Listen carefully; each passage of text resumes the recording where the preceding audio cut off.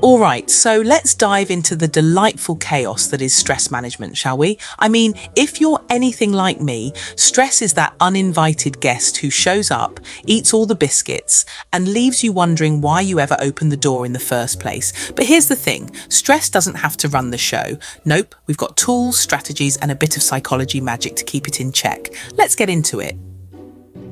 First things first, let's talk about spotting stress early. You know, like those moments when you've got deadlines converging faster than traffic on the M25 during rush hour. The key here is self-assessment. Yep, you've got to check in with yourself. Are you feeling that little twinge of panic? Is your heart racing like you've just spotted a spider on the ceiling? That's your cue to act before things spiral. Maybe it's time to whip out your planner, mine's color-coded of course, and map out a game plan to avoid the last-minute scramble. Trust me, preemptive planning is like giving yourself a little high five from the future.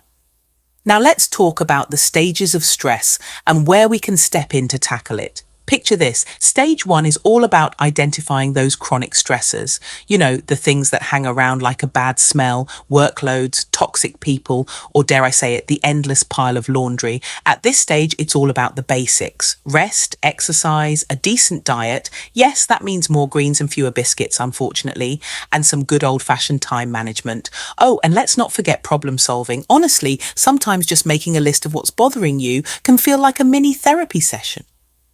Then we've got stage 2, where it's all about how you're perceiving and evaluating those stressors. This is where cognitive restructuring comes into play. Fancy term, right? But really, it's just about flipping the script on your thoughts. Let's say you're stuck in traffic and you're thinking, this is the worst thing ever.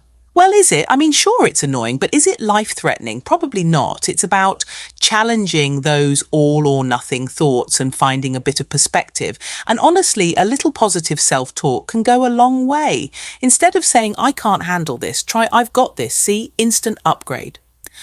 Now, when we get to the later stages, stage 3 and 4, it's time to pull out the big guns. Lifestyle changes, conflict resolution, maybe even a cheeky massage if you're feeling fancy. And let's not forget relaxation techniques, deep breathing, mindfulness, even just taking a moment to sit with a cuppa and let the world slow down for a bit. It's all about activating that parasympathetic nervous system, you know, the one that tells your body it's okay to relax. Because fun fact, you can't be stressed and relaxed at the same time. It's like trying to pat your head and rub your tummy. It just doesn't work. And let's not overlook the power of mindset. Research shows that how you think about stress can actually change how it affects you. If you see it as a challenge rather than a threat, it can actually be motivating.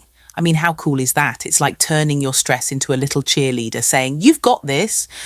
Of course, there's also the cognitive heavyweights like rational emotive behavior therapy, REBT for short. It's all about identifying those irrational beliefs like life must be fair or I must get everything right and challenging them because let's be real, life's not always fair and that's okay. It's about finding balance and letting go of those black and white thoughts that make everything feel so much heavier. And if all else fails, there's mindfulness and acceptance-based techniques. Sometimes instead of fighting your thoughts, you just have to let them float by like clouds in the sky. You don't have to engage with every single one. It's like noticing, oh, there's that anxious thought again, and then letting it drift away. No drama, no judgment, just letting go.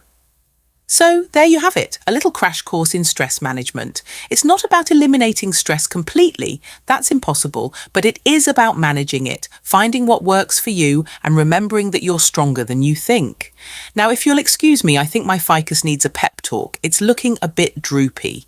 Until next time, take care of yourselves and remember, deep breaths, a good cuppa and a sprinkle of perspective.